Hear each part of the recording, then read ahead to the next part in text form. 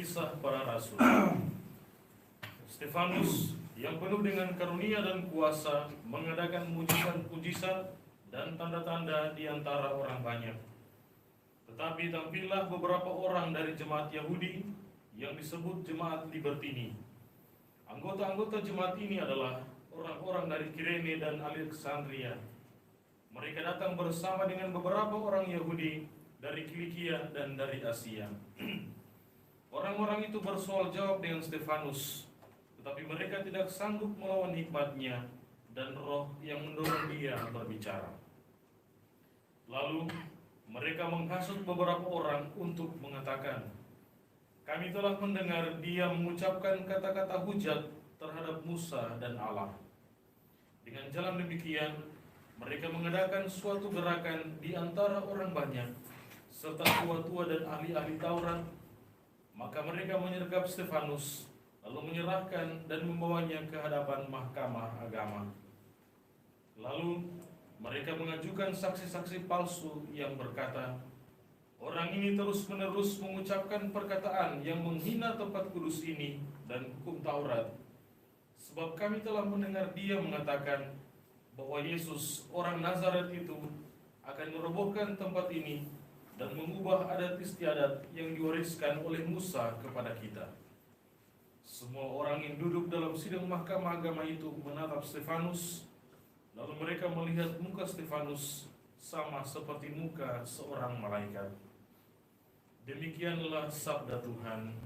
Syukur kepada Allah. Mazmur tanggapan dengan referen, "Berbahagialah orang yang hidup menurut Taurat Tuhan." Berbahagialah orang yang hidup menurut Taurat Tuhan. Sekalipun para pemuka duduk bersepakat melawan aku, hambamu ini merenungkan ketetapan-ketetapanmu. Ya, peringatan-peringatanmu menjadi kegemaranku, dan kehendakmu menjadi penasihat bagiku. Berbahagialah orang yang hidup menurut Taurat Tuhan. Jalan hidupku telah kuceritakan, dan engkau menjawab aku. Ajarkanlah ketetapan-ketetapanmu kepadaku. Buatlah aku mengerti petunjuk titah-titahmu, supaya aku merenungkan perbuatan-perbuatanmu yang ajaib. Berbahagialah orang yang hidup menurut Taurat Tuhan. Jauhkanlah jalan dusta daripadaku, dan karuniakanlah hukum-Mu kepadaku. Aku telah memilih jalan kebenaran, dan menempatkan hukum-hukum-Mu di hadapanku. Berbahagialah orang yang hidup menurut Taurat Tuhan. Haleluya, haleluya, haleluya, Haleluya, haleluya, haleluya. Manusia hidup bukan dari roti saja, tetapi dari setiap firman yang keluar dari mulut Allah.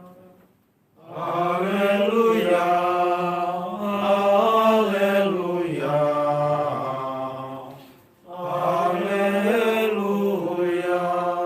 Tuhan sertamu Dan sertamu juga. Inilah Injil suci Yesus Kristus menurut Santo Yohanes. Dimuliakanlah Tuhan.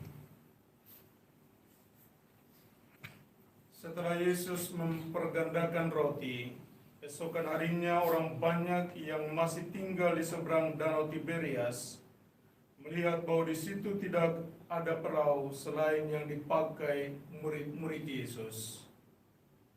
Mereka melihat juga bahwa Yesus tidak turut naik ke perahu itu bersama-sama dengan murid-muridnya, dan bahwa murid-muridnya saja yang berangkat. Tetapi sementara itu beberapa perahu lain datang dari Tiberias ke dekat tempat mereka makan roti. Sudah Tuhan mengucapkan syukur atasnya. Ketika orang banyak melihat bahwa Yesus tidak ada di situ dan murid-muridnya juga tidak, mereka naik ke perahu-perahu itu lalu berangkat ke Kapernaum untuk mencari Yesus. Ketika orang banyak menemukan Yesus di seberang laut itu, mereka berkata kepadanya, "Rabi, bila mana engkau tiba di sini?" Yesus menjawab, "Aku berkata kepadamu, Sesungguhnya kamu mencari aku, bukan karena kamu telah melihat tanda-tanda, melainkan karena kamu telah makan roti itu dan kamu kenyang.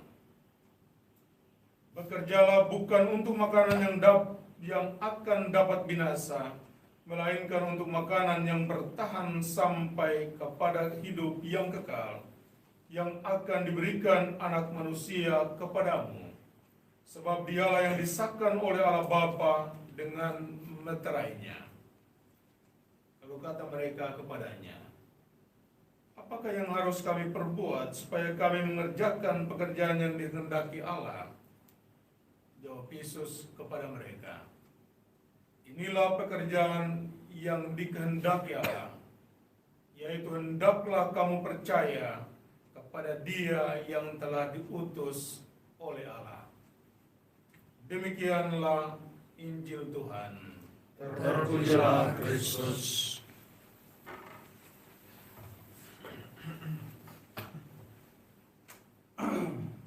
Dalam bacaan pertama kita diajak untuk bermenung. Ketika ada iri hati, ada kecemburuan yang kita pelihara di dalam hati dan pikiran kita, lalu bisa saja melahirkan fitnah terhadap orang lain. Inilah yang dilakukan oleh orang-orang umat Libertini dan orang Farisi dan semua yang memusuhi Yesus dan murid-muridnya. Dan dalam bacaan pertama kita mendengar mereka menuduhkannya kepada Stefanus. Dari bacaan Injil kita bermenung. Pertama, pagi ini kita semakin diyakinkan dalam iman kita bahwa Yesus adalah Putra Allah dan Juru Selamat dunia. Kedua, Yesus tidak hanya memenuhi keinginan, kebutuhan jasmani kita, tetapi Dia memberikan jaminan bagi tubuh dan roh kita untuk mencapai surga.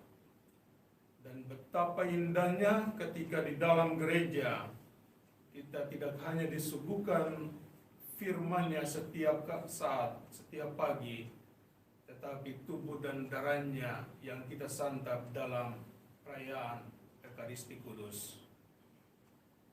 Ketiga, ketika kita percaya kepadanya dan melakukan semua yang dikehendaki-Nya, maka Yesus tidak hanya memberikan jaminan, tapi Dia adalah jalan menuju surga itu.